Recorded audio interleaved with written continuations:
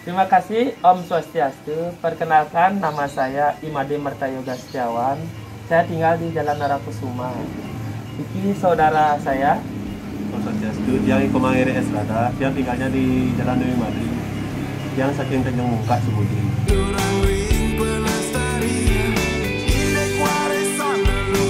Kalau saya awal mula senang memelihara koki Bali di awal 2020 sih sebenarnya.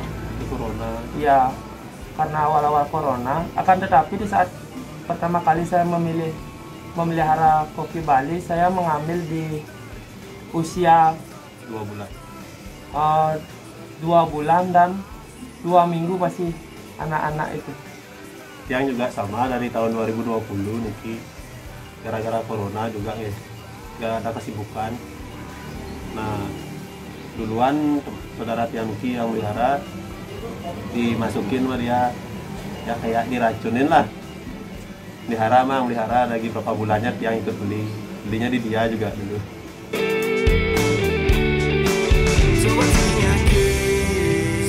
Kalau tips pemeliharaan koki Bali, di sini saya masih pemula juga sih, tapi tips untuk memelihara koki Bali yang terpenting adalah kita menjaga kualitas air. Kalau untuk Tiang juga sama, kita harus mengetahui kualitas airnya kayak gimana dan juga cuaca. Ya kalau misalnya kayak musim hujan, Centen, debit airnya dikurangin setengah, diganti dengan yang baru.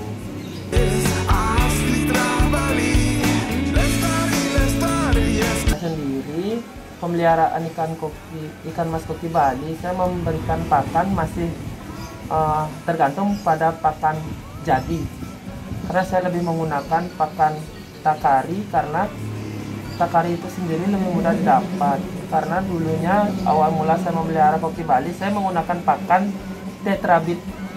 Maka dari itu awal-awal mula saya melihara, saya bisa membeli pakan tetrabit. Akan tetapi di masa pandemi COVID ini, saya lebih beralih ke pakan takari. Karena menurut saya, kualitas ikan itu bukan dipengaruhi dari pakan, melainkan dari bagaimana cara perawatan kita terhadap ikan tersebut.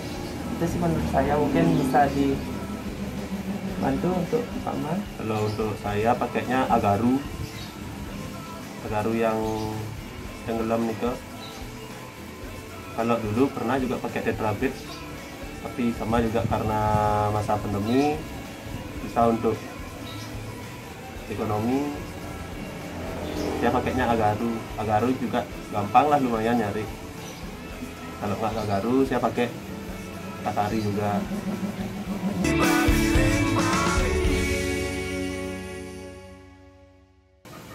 Kalau menurut saya, karena saya melakukan pemeliharaan dengan awal mula saya menggunakan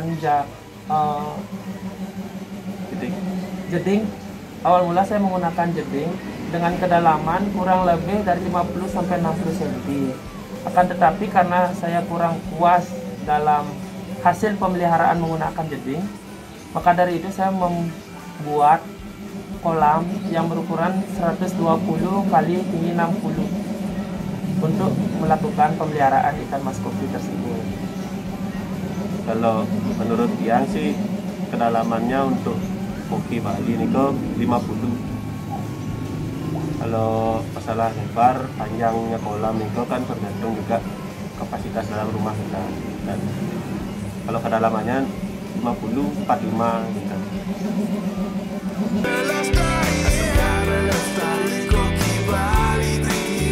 Kalau menurut saya sendiri, untuk media filtrasi itu bervariasi ya, karena dalam proporsi oksigen terlarut dalam satu perairan itu kan bisa digunakan menggunakan air pancuran, aerator dan lain-lain. Tapi kalau saya sendiri lebih menggunakan filtrasi dengan media air mancur, karena di sana titik kepuasan untuk melihat kolam tersebut.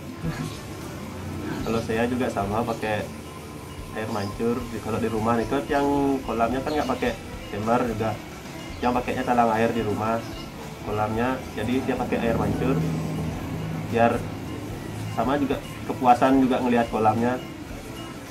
Tapi kalau pakai aerator juga kadang-kadang saya pakai untuk dijeding aerator.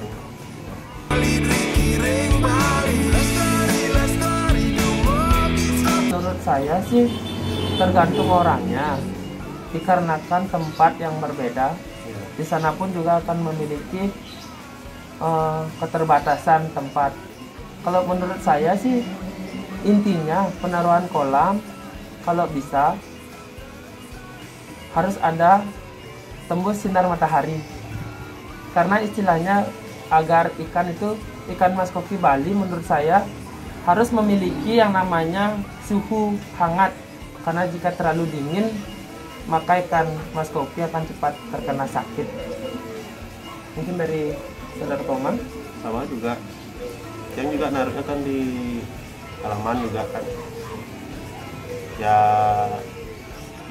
tergantung juga halaman kita kayak gimana, strategis tempat naruh kolamnya kayak gimana.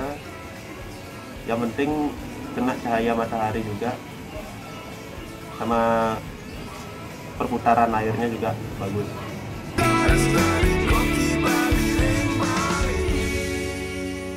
Kalau untuk saya, selama saya memelihara ikan mas koki Bali, yang paling sering terkena penyakit ikan itu di bagian white spot. Ikan terkena white spot dan luka pada sirip. Jika ikan yang telah terkena white spot itu saya pakai media karantina. Saya menggunakan suatu bak kecil yang nantinya akan saya isikan methalene blue. Jika tidak menggunakan methalene blue, saya menggunakan garang ikan dengan menggunakan heater sebagai penghangat. Itu aja sih yang saya lakukan berulang-ulang. Setiap 2 hari sekali atau 3 hari sekali saya ganti air dan saya perbaharui pengulangannya. Mungkin dari Eri. Sama juga, saya juga kalau ikannya sakit, nah kan dia juga lihat tadi di rumah ada jeding yang full kena sinar matahari kan, dia nggak pakai heater soalnya, yang pakai jeding untuk tempat karantinanya, dia pakai obat biru atau enggak kalau obat luka stop untuk kalau yang ikannya luka. Kalau yang pakai obat biru nih, misalnya ikannya jamuran, yang pakai obat biru dan sama garam ikan.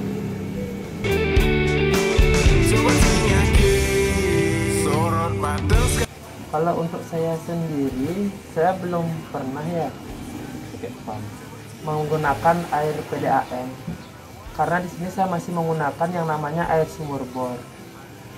Yang saya lakukan untuk penggantian air, saya tidak pernah full mengganti air karena apa? Takutnya ada kaget suhu ikan gitu. Maka dari itu saya paling ada pengurasan air kolam 25-50% menggunakan selang itu. Demikian sih kalau saya. Kalau saya masalah air nih yang kalau yang di kolam yang nggak pernah juga untuk menguras full airnya.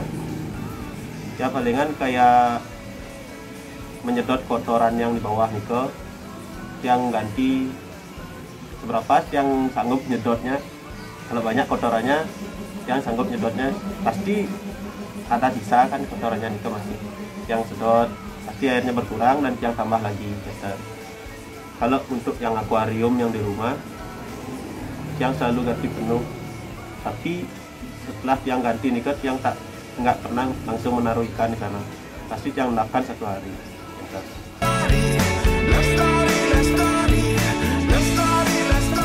Kalau menurut saya sendiri, saya menggunakan media kolam dan media jeding itu relatif, karena dalam proporsi kalau misalnya saya menggunakan media jeding, pertumbuhan ikan itu sangat lambat. Misalnya saya ingin membuat ikan itu agar besar, saya menggunakan kolam beton, tapi karena saya lebih suka daya tarik saya suka ikan yang lebih besar, maka dari itu saya menggunakan media kolam untuk pemeliharaan itu. Kalau untuk tiang pemeliharaannya di kolam, sukanya lihat di kolam nih kan yang lihat dari atas, karena kalau koki Bali purenya kita nikmat melihat ikan tuh dari atas kan. Kalau dari akuarium nih yang palingan taruh buraya aja di sana. Kalau untuk yang dewasa nih yang taruh di kolam sama di jeting kan.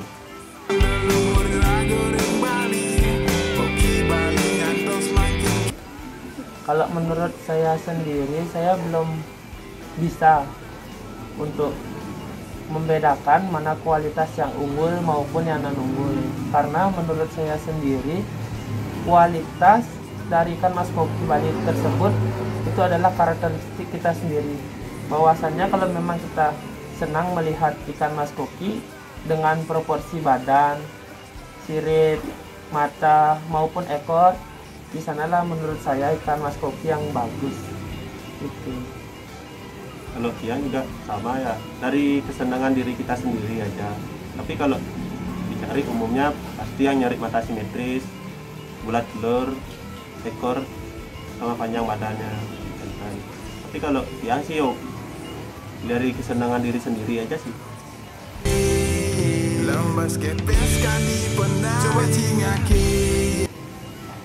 Kalau untuk masalah pandemi maupun bukan pandemi, di situ saya tidak memikirkan di bagian beban ya, karena namanya hobi itu kan mahal. Saya lebih suka pemeliharaan ikan mas koki menggunakan treatment saya sendiri, menggunakan pakan apapun yang saya bisa beli, dan bagaimana pula cara-cara yang tidak membuat saya menjadi beban.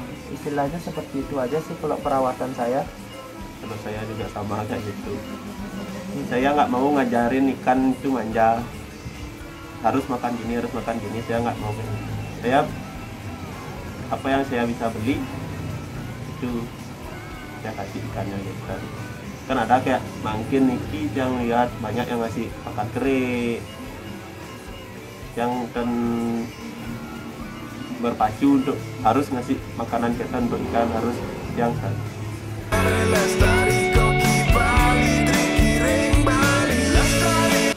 Kalau menurut saya menyikapi yang namanya isu-isu miring terhadap kopi Bali, sebenarnya saya tidak terlalu paham sih juga tentang bagaimana bentuk pastinya ikan mas koki Bali tersebut. Akan tetapi jika bisa, saran saya beberapa breeder yang memperlihatkan atau memperjualbelikan ikan mas koki yang memiliki kriteria kurang dari mas koki Bali, mungkin kalau bisa untuk para senior atau teman-teman lainnya bisa dapat mencari asal usul ikan itu, agar untuk kedepannya ikan itu tidak akan beredar lagi. Itu sih menurut saya. Sama juga kayak tadi yang saya bilang nih ke, ya jual beli nih kan banyak nih. Pasti sekarang kayak jual beli nih ada resellernya juga. Ya kalau untuk saya tidak mempersalahkan juga, reseller itu kan mencari pekerjaan juga kan kita namanya. Ya kalau sebagai reseller juga dia harus tahu yang indukannya yang gimana, dia harus memahami juga seharusnya. Biar nggak sampai nanti baru beli ikannya kok kayak ikan gini, kok kayak ikan gini jadinya, biar nggak berbeda pendapat gitu.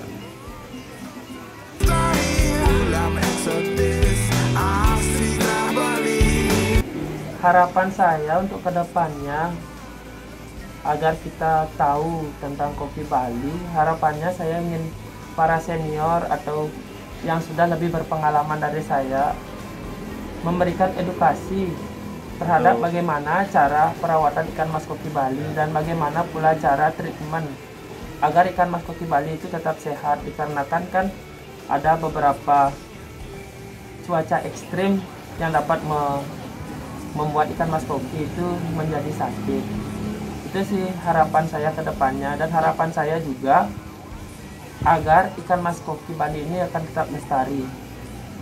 Ya kalau untuk yang juga masih pemula, yang anggap itu yang masih pemula, mohon untuk para senior dan yang lebih awal melihara memberikan saya saran bagaimana caranya untuk filtrasi airnya sama mengembangbiakkan kopi Balinya. Saya pengen tahu juga, masih tahap pembelajaran, dan mohon juga mengadakan seminar untuk kita para pemula. Dan saya juga mau saya pengennya kopi Bali itu terus lestari sampai kapanpun, biar nggak kayak orang bilang nanti musiman, biar nggak kayak musiman ketan kopi Bali. Dan juga pengennya para pemula kalau yang mau mengawinkan kopi Bali nih, jangan aja dicampur aduk ketan, biar kopi Bali sama kopi Bali, dan nggak dikawin silangkan nanti. Kan ada biasanya yang pengen coba-coba gimana nanti jadinya. Saya harap sih enggak gitu.